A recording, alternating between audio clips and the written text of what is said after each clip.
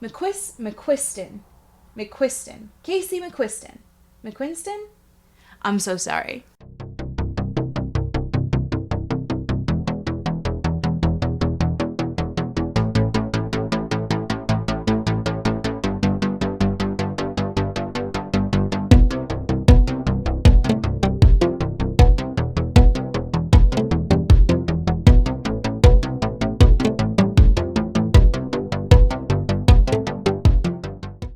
Hello there, my name is Mackenzie, welcome back to my channel, and thank you so much for being here. Today we are going to be talking about new releases coming out in June, as well as my reading mood for June. As always, let's start with the mood first. So, June is a whole 1 month before my birthday. My birthday is July 1st. It's very exciting, I know. So I was kind of thinking about what my mood the whole month was going to be, and it's more so going to be reflection and self-love and care, and so I'm going to translate that into my reading as well. I'm going to read only books that I'm super interested in, and I'm really just going to try my best not to get into a reading slump, because I have felt so slumpy for like a whole 2 months now, and it's bad. So this whole month I'm going to dedicate to reading things that I really want to enjoy, things that I'm very excited about, videos I'm excited to make, videos I've been planning for a while. I'm just going to take the whole month in every respect and just focus on my own self-love and self-care. I've come to think of this month as the cocoon month, and the next month I'll be a butterfly. Now that we've got that weirdness out of the way, let's talk about the June releases. So June 1st has the most releases that I'm excited about. First, let's talk about Wendy Darling by A.C. Wise. This has a 4.09 rating on Goodreads. Super great. This is a retelling of Peter Pan from the perspective of Wendy. So this is an adult fantasy retelling. We also have LGBT representation, which is awesome. So Neverland was a child's paradise, but Wendy grew up and she realized that Neverland wasn't really all it was cracked up to be, and now Peter Pan has come back to seek a new Wendy.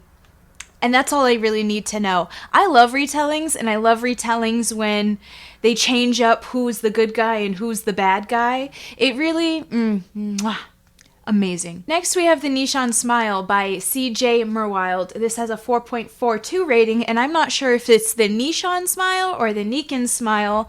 I have no idea. This is a first in the series. There was some sort of debate as to what age range this fell into, because the characters are young adult age, but the material is a little bit graphic. And so some people were saying it's adult, some say it was YA.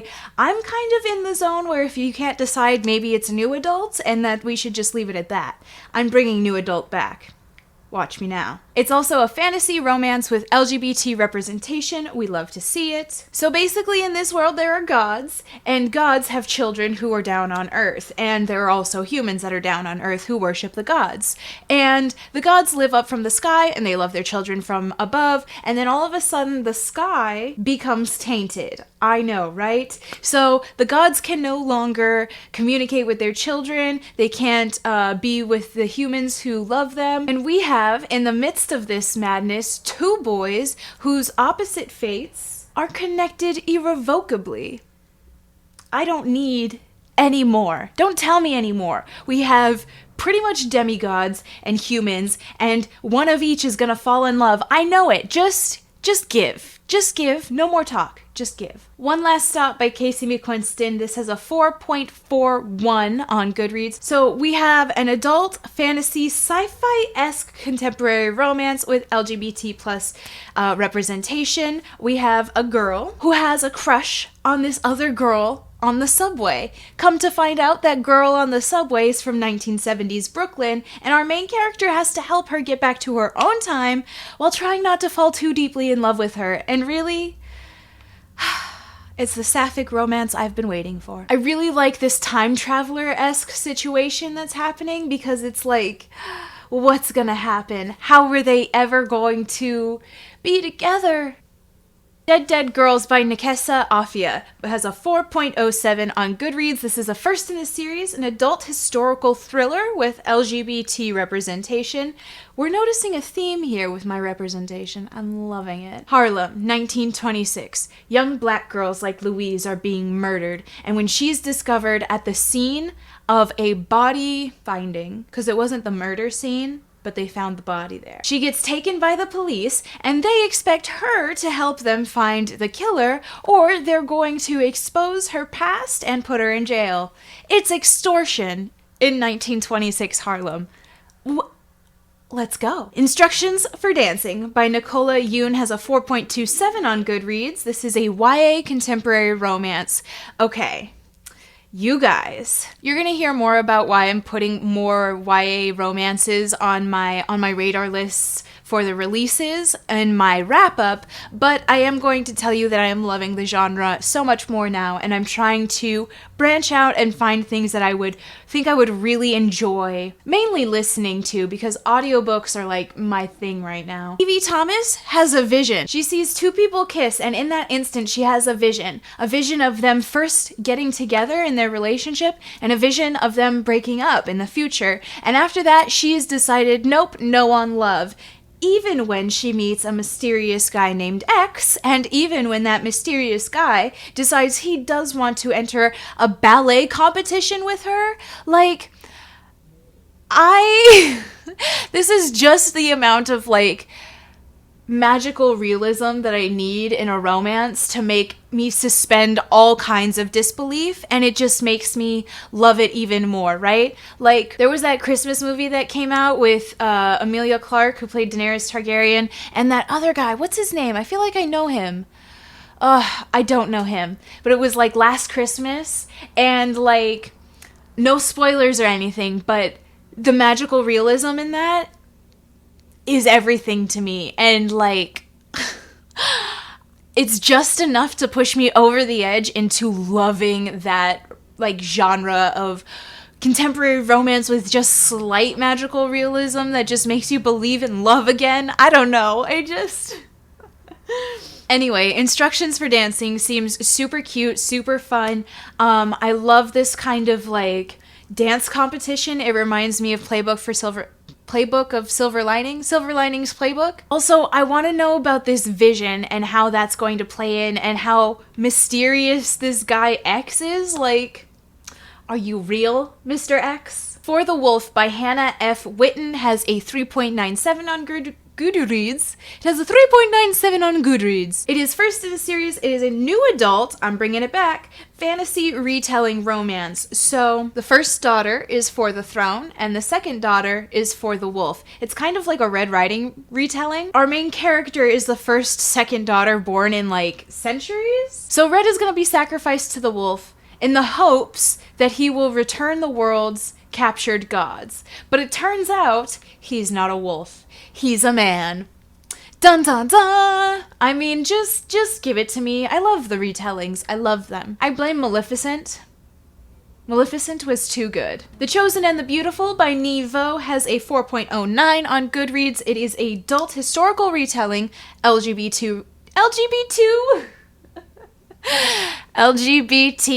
representation. So this is the Great Gatsby retelling told from the perspective of Jordan Baker, queer, Asian, adopted, and magician. In all paper is fire, and Jordan can burn the cut paper heart of any man. She just has to learn how.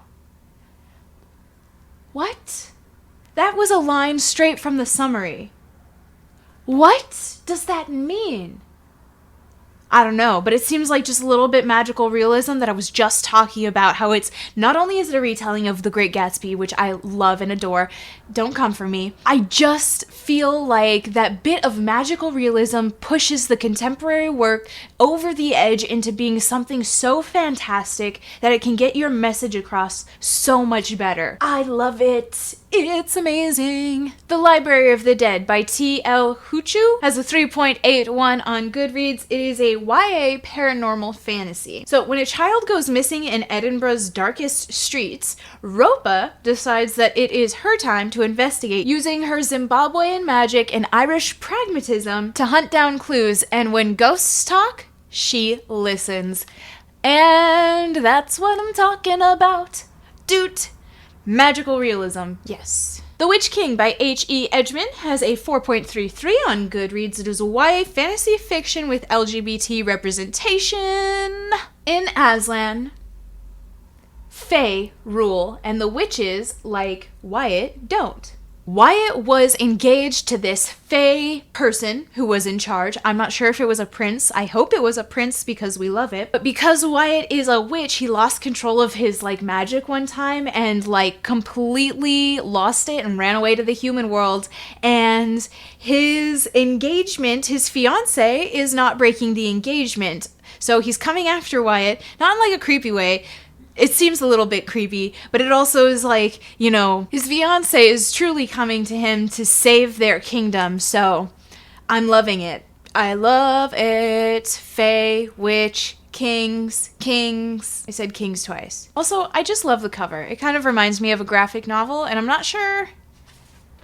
I mean, I'd like it to be, but, whatever. Alright, moving on to June 8th, starting with Daughter of Sparta.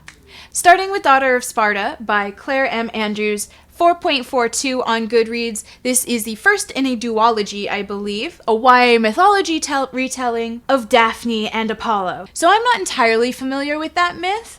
When reading the description for the book, I was still intrigued, and then you get to the bottom and it was retelling of Daphne and Apollo, and I was like, oh, maybe I should find out what that's about. But I am all about these retellings from the perspective of the women who were in these myths, who were kind of shunted and given the short end of the stick. I saw a post on Instagram. I wonder if I'll be able to find it. If I can, I'll put it up somewhere. But it was talking about creating a library for lost women of the myths, of the legends, of old stories that we've been telling for years, and they exist. They're just not given the roles that really they should have been, or kind of already have, but aren't as discussed. So, Daughter of Sparta. 9 items have been stolen from Olympus, and Artemis comes to Daphne for her help, because if these items aren't returned to Olympus, then the gods will fade away and Apollo will be gone. And that's kind of sad and cute, but I'm down for this, right? Also, Daughter of Sparta, here for it. Fire with Fire by Destiny Soria has a 3.99 on Goodreads. This is a YA fantasy fiction with LGBT representation. So we have 2 sisters, Dani and Eden, who were both born to kill dragons. One does it in her off time and one does it full time, but they both completely agree that dragons need to die. That is, until Dani meets a dragon face to face and they form a magical bond. I love it. It's just How to Train a Dragon, but with sisters and girls. And sisters aren't really my thing. Most of the time I don't care for this kind of sibling relationship, mainly any sibling relationship, but I am really interested to see how this is going to affect their little we kill dragons as a family kind of deal. And how estranged they are, because one of them does it full time and the other doesn't, and it seems like they don't really, I don't know. It seems a little estranged, so I'm very interested to see what that has to offer. The Jasmine Throne by Tasha Suri has a 4.44 on Goodreads. This is the first in a series YA sci-fi fantasy romance with LGBT representation. A captive princess witnesses her maidservant have kind of an accident wherein she exposes the fact that she has forbidden magic, and then they team up as unlikely allies in a dark journey to save their empire from the princess's evil tyrant brother. Boom. The Wolf and the Woodsman by Ava Reed, 4.05 on Goodreads. Adult fantasy fiction romance. Ivike is the only woman in her village that has no magic. So when the woodsmen come to take a pagan woman's sacrifice, her village outs her, and the woodsmen take her. But monsters attack, and it leaves only Evica and the captain of the guard, now maimed, alone to depend on each other to survive. I mean, this is just an extension of Nina and Mateus from Six of Crows, and like, it's really all I need. It's really all I need. I'll take it. June 15th. The Maidens by Alex Michailidis, 3.84 on Goodreads. Adult thriller, dark academia. Alright, so I was interested in this because of the dark academia aspects. However, I tried to look at the summary for Alex Michailidis. I don't know how to say his last name. I tried to look up his previous book, and I wasn't entirely sure of the premise. I don't think I would have read that book. So I'm nervous, but I'm still expectant of this book. Edward Fosca, Greek tragedy professor. Handsome, charismatic, murderer. Mariana Andros, group therapist, brilliant, troubled, which is the word they used in the summary, and suspicious of Edward. She knows he's murdered some of their students, and after her niece's friend shows up murdered, she decides to investigate. So this has all of the trappings of falling into the worst tropes, which are she's crazy, it's all a dream, she's off her meds, which I hate all of those things. I'm hopeful that it's going to lean more into the dark academia aspects and not so much into these horror trope aspects, which are lackluster. Tangleroot Place by Marjorie M. Liu has 4.16 on Goodreads. So this is a collection of short stories, adult, sci-fi fantasy, LGBT representation. An unflinching sojourn into thorny tales of love, revenge, and new beginnings. And honestly, the little one-sentence blurb for each of the short stories felt so fairy tale magical to me that I needed it. And they're short stories, so it really feels like a book of fairy tales. Cute, adore, want it.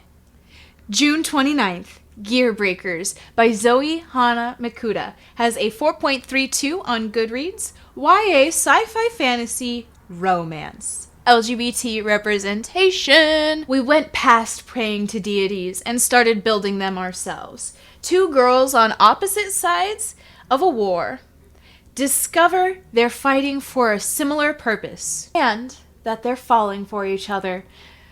Okay, so they build giant robots and it just reminds me of Pacific Rim with lesbians. I mean, that's all I need. That's all I need. Alright, so that was all of the books that I'm excited that are coming out in June. Let me know in the comments any books that you're excited for in June, and I will see you guys next time. Bye!